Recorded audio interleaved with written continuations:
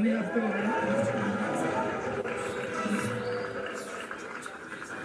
अनि मलाई यो शनिबार चाहिँ स्कुल किन बसाएको स्मार्ट भएर अब अरूले भन्दा अलि दिन बढी पढिस् भने केही नाप्थिस् कि भनेर अनि शनिबार चाहिँ स्कुल गएर मैले चाहिँ के पढ्नु त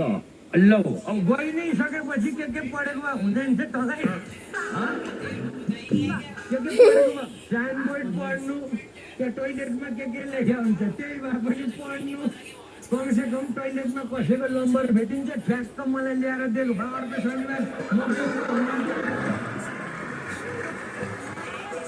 एकछिन वृद्धाश्रममा छुट्टिहरूसँग मस्किन पनि दिँदैन मलाई पिर्न जन्मेको शनिश्चरे अनि मैले चाहिँ हजुरलाई कसरी पिरेँ त तेरा बाबामा पछि पिरिहालिस् नि अब स्कुलकै छेउमा आँगन छ त घर छिरे हुन्थ्यो नि मलाई कुरेर भन्छ अनि यस्ता बाबामा नभएपछि मैले साह्रै दुःख पाएँ कस्तो कुरा होला बाबुआमा हजुरको पनि छैन नि मैले दुःख पाएँ भनेको छु त अनि साँच्चै हजुरमा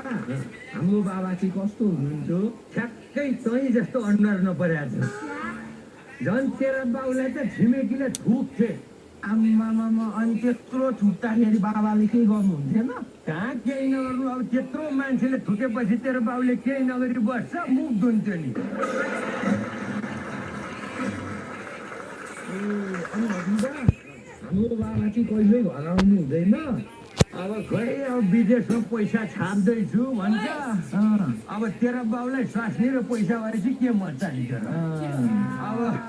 देशलाई पनि बिर्स्यो मलाई पनि बिर्स्यो केही गर्दै होला यो सबै विदेशी सबै मान्छे